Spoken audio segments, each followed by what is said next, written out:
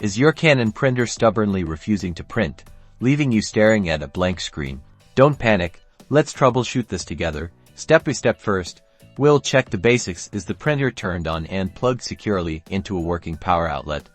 Ensure the power cable is firmly connected at both ends. Also, find the USB printer cable and make sure it is securely plugged into both the printer and computer. Next, let's investigate the connection. Make sure the USB cable isn't damaged. If you're using Wi-Fi, verify your printer and computer are connected to the same network. Check the network indicator on the printer. Is it stable? Still not printing? Problems may persist if your computer has the wrong driver for your printer. Remove the printer from your computer through settings, then download the latest printer driver specifically for your Canon model. From the official Canon website, reinstall the driver and then try printing again. Paper jams are a common culprit. Carefully open the printer's paper access door and look for any jammed paper. Gently remove the paper, being careful not to tear it. Close the door and try printing again.